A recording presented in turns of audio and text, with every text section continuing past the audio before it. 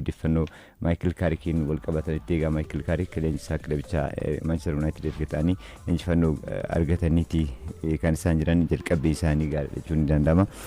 Taphoota Premier League afur jalqabaatiin injifannoonni kan isaan jalqabanii egaa injifannoo kana eegaluu isaaniitiin mirkiidhaan eegaluu isaaniitiin leenjisaa dhaabbii ta'uudhaan Manchester United keessatti ni qacaramu moo kan jedhu akka dhagamu taaseetii kan jiru haa ta'u malee leenjisichi ammas waa hedduutu nuuf yaada jedhu kennaniitti jiru. Ga'eessi ganna 44 kun egaa hanga xumura dorgommii bara kanaatti leenjisaa Manchester United ta'uudhaaf kan isaan qacaramanii haa ta'u malee egaa ammatti waa hedduutu nuuf yaada jedhuudha kan isaan kennanii. Egaa tapha Premier League England keessattuu Manchester City dabalatee Manchester Arsenal irratti akkasumas immoo torbee darbillee Tottenham irratti injifannoo gonfataniin Manchester United gara injifannoodhaan akka itti fufu leenjisaa taasisanidha. Leenjisaan kun jechuudha. Kanaaf egaa namoonni hedduu asumarraa kaasuudhaan leenjisaa dhaabbii Manchester United ta'uu qabu. Manchester United gara ga'umsaatti deebisaatti jiru waan ta'eef yaada jedhaniidha kan isaan kennan. Egaa leensaan kun leensaa isaan dura turan Ruben Amorim irraa jijjiirama garaagaraatii kan isaan taasisan. Kana keessaa jijjiiraan sarara ittisaa irratti Amorim kan ittiin qeeqamaa turan sarara taphattoota ittisaa sadii fayyadamuudhaani garuu leensaan kun taphattoota ittisaa afur fayyadamaatii kan jirani. Kanaan alatti immoo Kobbie Mainoo sarara jidduutiin taphachiisuu isaaniitiin akkasumas immoo Bruno Fernandes gara fuulduraatti xiqqoo siquudhaan iddoo fedhii isaatti akka taphatuuf gahee kennanii fi kan jiran. Kanaanis egaa Kobbie Mainoo irraa waa hedduu argataniiti kan isaan jiran. Keessattuu Kobbie Mainoo tapha Tottenham waliin taphatanii Tottenham injifatanii irratti yeroo 33 sarara goolii garee faallaa keessatti kubbaa tuquudhaan taphataa gumaacha guddaas kilabichaaf ba'aa ture. Kubbaas mijeessaa taphataa turedha. Kun immoo taphattoota Michael Carrick jalatti ga'umsa gaarii mul'isaa jiran keessaa Mainoo isa tokko ta'eetii kan jiru. Kanaanis egaa leenjisaan kun fuulduraaf Manchester United dhaabbiidhaan leenjisuu danda'a. Manchester United gara maqaa gaariitti isaatti deebisuu danda'amoo kan jedhu akka dhagahamu wantoota taasisan keessaa. Kanaaf egaa leenjisichi garuu ammas waa hedduutu nuuf yaada jedhuudha kan isaan kennanii. Hanga xumura dorgommii kanatti eeguudhaan wanta irra geenye san booda murteessina yaada jedhuudha kan isaan kennaatii kan jiran. Egaa Manchester United itti aansuudhaan West Ham waliin har'a Premier League'dhaan kan inni taphatu. West Ham egaa akkuma beekamu kilaba sarkaa gadiirraa fagaachuudhaaf kilaba morkataa jirudha. Kanaaf egaa Manchester United har'a ni injifata taanaan Michael Carrickiif injifannoo gaariidha kan inni ta'uu fi West Ham United sarkaa gadii keessatti kan inni argamu. Taphoota afran darbe keessaa garuu taphoota sadii injifateetii kan inni jiru. Kana waan ta'eef sarkaa gadii keessaa bahuudhaaf Manchester Unitediif morkataa cimaa ta'uu danda'a dirree isaatti. Haa ta'u malee United akkuma duratti kaasee taphoota afran darban Premier League'n walitti aansuudhaan kilaba injifateedha. Kilaboota jajjaboos kan injifate waan ta'eef har'as gara London imaluudhaan egaa injifannoo san gonfatee Michael Carrick maqaa gaarii fi jalqabbii gaarii isaanii san itti fufuumoo kan jedhu kan eegamudha. Kanaan alatti egaa har'a taphoota Premier League taphataman keessaa keessattuu Newcastle United fi Tottenham Hotspur morkiin waliin taasisan morkii kilaboonni ga'umsa gadi aanarra jiran waliin taasisanidha jechuun ni danda'ama. Egaa Tottenham Hotspur sadarkaan isaa sarka gara gadi siqeetii kan inni jiru. Kilabichi keessattuu sadarkaa 15ffaa irratti kan argamu. Qabxii 6 qofa sadarkaa gadi fagaatee kan argamu. Newcastle United sadarkaa 12ffaa irratti kan jiru jechuudha. Keessattuu Newcastle United taphoota sadan darban walitti aansuudhaan injifateetii jira. Premier League'n kun immoo Edhue irratti dhiibbaan cimeetii jira. Kilabichi Premier League'n taphoota 4 hin injifanne. Egaa keessattuu Edhue'nis maal kan jedhanii tapha darbeen Brightonin dirree isaan irratti injifataman irratti James Parkitti kan isaan mo'atamanii tapha sana irratti egaa deeggartoonnis maqaa isaanii ol kaasuudhaan mormaatii komiitii dhageessaatii turanii qeeqaatii kan isaan turanii. Egaa leenjisichis ani kilabichaaf nama sirrii ta'uu koo yoo hin beekne yoo hin hubanne ta'e as turuun fedhu yaada jedhudha kan isaan kennan. Anis malee kilabicha gara ga'umsaatti ni deebisna yaada jedhudha kan isaan kennan. Egaa leenjisaan kun bara 2021 irraa eegaluudhaan Newcastle United leenjisaa kan turanii waancaa Karabaa'oo bara darbe kilabichi Newcastle United Liverpool injifachuudhaan Newcastle United Liverpool injifatee waancaa akka fudhatu gargaaraniitii kan isaan jira. Waggaa 70 booda kilabichi waancaa maqaa guddaa qabu tokko kan inni fudhate. Ammas egaa kilabichi Champions League waggoota lamaan darbaniif hirmaannaa akka argatu taasisaniiti kan isaan jiran bara kana Champions League Awurooppaatiin taphamo'anii darbuutiif gaaniiti kan isaan jiran kilaba Azerbaijan Qarabag waliin taphamo'anii darbuutiif kan isaan filataman kanatti immoo waancaa FA marsaa afuraffaatiin Aston Villa waliin sanbata dhufu ni taphatu kanaaf egaa kilabichaan bara kana garuu Premier League gahumsi isaan mul'isan gaarii miti jechuun danda'ama sadarkaa 12ffaa irratti kan isaan jiran taphoota 25 keessaa qabxii 33 qofaadha kan isaan argatanii kanaaf har'a taphni Tottenham waliin taphatanis Tottenham irratti dhiibbaa cimsuun yookaas immoo gara injifannootti deebi'ee sadarkaa isaa fooyyeffachuudhaaf kan taasisuudha gama Tottenham immoo Tottenhamis kilaba rakkoo cimaa keessa jiru jechuun ni danda'ama kilabichi egaa qabxii jaan qofa sadarkaa gaddirraa fagaatee sadarkaa 15ffaa irratti kan inni argamu taphoota torban darban injifachuu kilaba hin dandeenye akkuma immoo Thomas Frank irratti dhiibbaan akka cimu taasiseeti wantoota san keessaa kanaaf egaa Thomas Frank immoo kilabicha gara injifannootti deebisuudhaan Spurs Premier Leaguein sadarkaa gaditti bu'uudhaaf yookaan sadarkaa gadii keessaa bu'uudhaaf yookaan immoo liigicha keessa turuudhaaf kilaba morkatu hin taane kilaba waancaa fi kilaba hirmaannaa dorgommii Awurooppaatiif morkatu ni taasisu moo kan jedhu illee egaa kan eegamudha kanaaf har'a kilaboonni lamaan morkiin waliin taasisan isteediyeemii Tottenham Spurs jechuudha.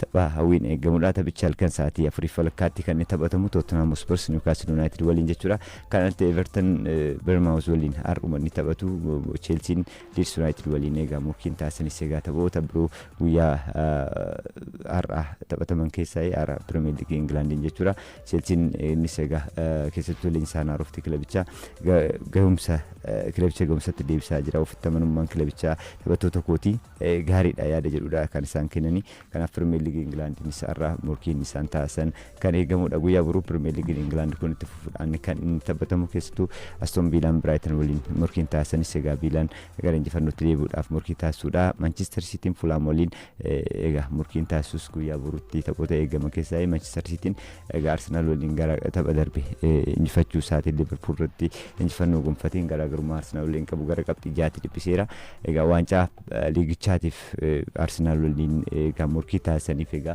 Gareen Pep Guardiola gahumsa gaarii isaanii kanatti fuudhaaf morkii taasifamuudha guyyaa boruu irratti jechuudha Itaaliitti Fulham waliin kan isaan taasisan walitti aansuudhaan injifannoo isaaniitti fuudhaan Arsenal irratti dhiibbaa taasisuudhaaf morkii taasifamuudha jechuun ni danda'ama Cityn egaa taphoota sadan darban injifannee lama injifachuudhaan tokko xambeetii kan inni jiru jechuudha erga tapha darbe injifatamitti as taphoota sadan darban inni injifatamne egaa ammas injifannoo isaaniitti fuudhaan egaa morkiin waancaadhaaf taasisan kan itti fufanidha Crystal Palace Burnley waliinis tapha biroo boru taphatamu keessaa Nottingham Forest Wolves waliin ni taphatu Liverpool mo Sunderland gara Stadium of Light imaluudhaan Sunderland waliin kan inni taphatu ta'a jechuudha kamisa irratti Arsenal Brentford waliin kan inni taphatu egaa Arsenal bara kana gahumsa gaariin kilaba imalaa kan inni jirudha Premier League dabaltee dorgommii Awurooppaa garaagaraatiin egaa kilaba gahumsa gaarii mul'isaati jirudha kanaaf egaa guyyaa kamisaati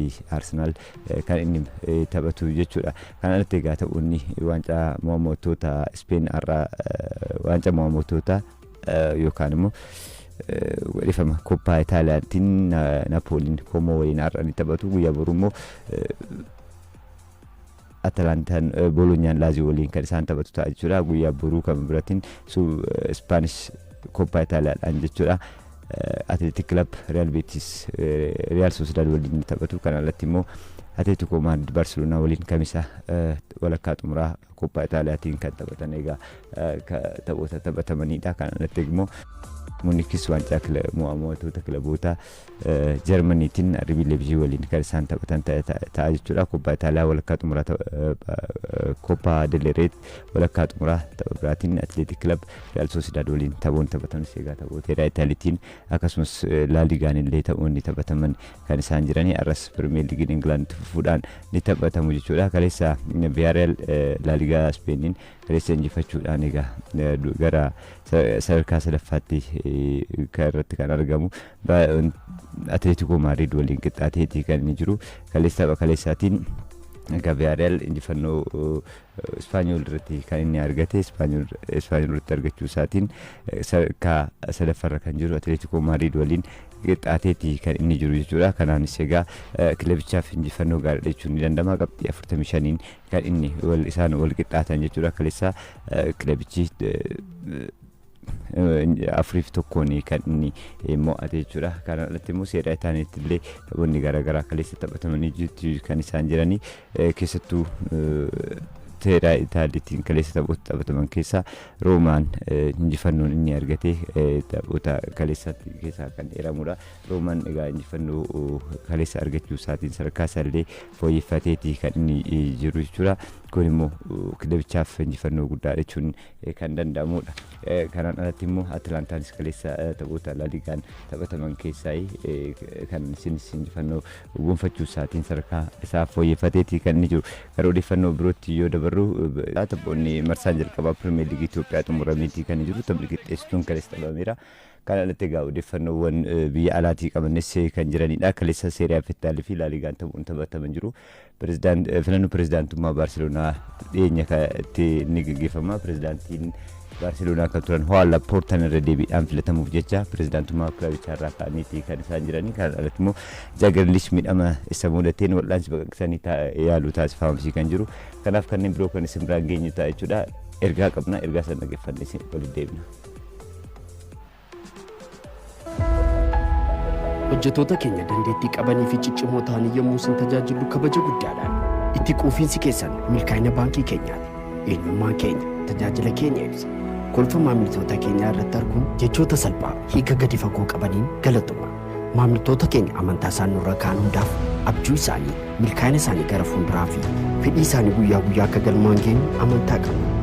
Karaa damee keenya moobaayil baankingii fi filannoowwan biroo yeroo wal simnu amanamummaadhaan isin tajaajiluuf kutannee dhaabbanneera. Hojjettoota keenya kanneen maamiltoota keenya qulqullinaa fi yeroo isaan tajaajilan kunuunsan xiyyeeffannoo fi carraaqqiin guddaa keessan fagootti ni ceesisa. Torban kanaa fi yeroo hundaa maamiltoota keenya isin kabajna. Yeroo hundaa filannoo keessan jalqabaa nu godhachuu keessaniif galanni keenya guddaadha. Nutis torbee kana isin maamiltoota keenyaaf gammachuu guddaadhaan moggaafneerra. Bakka torbii tajaajila maamiltoota hiyyeessan Baankii Daldala Itoophiyaa baankii yoomiyyuu itti of abdattan.